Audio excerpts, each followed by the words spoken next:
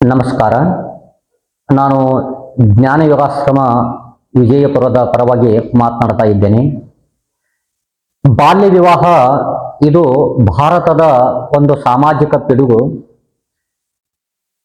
18 ವರ್ಷಕ್ಕಿಂತ ಕಡಿಮೆ ಇರುವಂತಹ ಹುಡುಗಿಯನ್ನ ಅವಳು ಇನ್ನೂ ಶಾರೀರಿಕವಾಗಿ ಮಾನಸಿಕವಾಗಿ ಪ್ರಬುದ್ಧ ಅವಸ್ಥೆಗೆ ಬರದೇ ಇದ್ದರೂ ಕೂಡ ಯಾವುದೋ ಒಂದು ಸಾಮಾಜಿಕ ದುರಂತಕ್ಕೆ ಒಳಗಾಗಿ ಅಥವಾ ಮೂಢನಂಬಿಕೆಗೆ ಅಥವಾ ಕೌಟುಂಬಿಕ ಹಿತಾಸಕ್ತಿಯ ಹಿನ್ನೆಲೆಯಲ್ಲಿ ಚಿಕ್ಕ ಮಕ್ಕಳನ್ನ ಮದುವೆ ಮಾಡುವುದರಿಂದ ಆ ಹುಡುಗಿಗೆ ತಕ್ಕಂತಹ ವರ ಮುಂದೆ ಆ ಆರ್ಥಿಕವಾಗಿ ಸಮಾನತೆ ಇರದೇ ಇದ್ದಾಗ ಅಲ್ಲಿ ವಿಚ್ಛೇದನಕ್ಕೆ ಅವಕಾಶ ಆಗ್ತಾ ಇದೆ. ಅಥವಾ ಶಾರೀರಿಕವಾಗಿ ಕೂಡ ಚಿಕ್ಕಂದಿನಲ್ಲಿ ಮಕ್ಕಳ ಬೆಳವಣಿಗೆ ಯಾವ ಸ್ಥಿತಿಯಲ್ಲಿ ಆಗ್ತಾ ಇದೆ ಅಂತ ಹೇಳಿ ಗೊತ್ತಾಗೋದಿಲ್ಲ.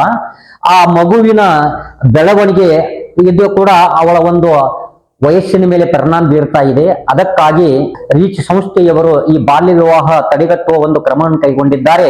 ಅದಕ್ಕೆ ಎಲ್ಲ ಧರ್ಮಗುರುಗಳು, ಎಲ್ಲ ಸಾಮಾಜಿಕ ಧುರೀಣರು, ಆರ್ಥಿಕವಾಗಿ ಪ್ರಬಲಿದ್ದಂತಹ ಗಣ್ಯ ವ್ಯಕ್ತಿಗಳು, ರಾಜಕೀಯವಾಗಿ, ಸಾಮಾಜಿಕವಾಗಿ, ಸಾಂಸ್ಕೃತಿಕವಾಗಿ ನಾವು ಇದನ್ನು ತಡೆಗಟ್ಟಿದ್ದೇ ಆದಲ್ಲಿ ಮುಂದೆ ಆ ಬಾಲ್ಯದಲ್ಲಿ ವಿವಾಹವಾಗುವುದರಿಂದ ಆಗುವಂತ ಸಾಮಾಜಿಕ ದುಷ್ಪರಿಣಾಮದಿಂದ ಎಲ್ಲರೂ ಮುಕ್ತ ಆಗಲಿಕ್ಕೆ ಸಾಧ್ಯತೆ. ಆ ಮಗು ಶಾರೀರಿಕವಾಗಿ, ಬೌದ್ಧಿಕವಾಗಿ, ಆರ್ಥಿಕವಾಗಿ, ಸಾಮಾಜಿಕವಾಗಿ, ಸಾಂಸ್ಕೃತಿಕವಾಗಿ ಎಲ್ಲ ದೃಷ್ಟಿಯಿಂದ ಅಭಿವೃದ್ಧಿ ಹೊಂದಿ ತನಗೆ ತಕ್ಕ ವರನನ್ನ, ತನಗೆ ತಕ್ಕ ಪತಿಯನ್ನ ಆಯ್ಕೆ ಮಾಡುವ ಸ್ವಾತಂತ್ರ್ಯ ಅವಳಿಗೆ ಕೊಟ್ಟಿದ್ದೇ ಆದಲ್ಲಿ ಈ ಒಂದು ಏನು ಕಾರ್ಯಕ್ರಮ ಕೈಗೊಳ್ತಾ ಇದ್ದಾರೆ ಇದು ಸಾರ್ಥಕ ಆಗ್ತಾ ಇದೆ ಅಂತ ಹೇಳುತ್ತಾ, ಬಾಲ್ಯ ವಿವಾಹದಿಂದ ಆ ಮಗು ಏನಾಗ್ತಾ ಇದೆ, ಶಾರೀರಿಕವಾಗಿ ಕೊರಗಿ, ಆ ಮಗು ಶಾರೀರಿಕವಾಗಿ ಕೊರಗಿತ್ತು ಅಂತಂದ್ರೆ ಕುಟುಂಬಕ್ಕೂ ಕೂಡ ಹಾನಿ ಆಗ್ತಾ ಇದೆ. ಒಂದು ಕುಟುಂಬ ಹಾನಿಯಾಯಿತು ಅಂತಂದ್ರೆ ಆ ಗಲ್ಲಿ ಹಾನಿ ಆಗ್ತದೆ. ಆ ಗಲ್ಲಿಯಿಂದ ಊರಿನಿಂದ ರಾಜ್ಯ, ರಾಜ್ಯದಿಂದ ಇಡೀ ದೇಶಕ್ಕೂ ಕೂಡ ಅದು ಪಿಡುಗು ಆಗಿ ಪರಿಣಮಿಸ್ತಾ ಇದೆ.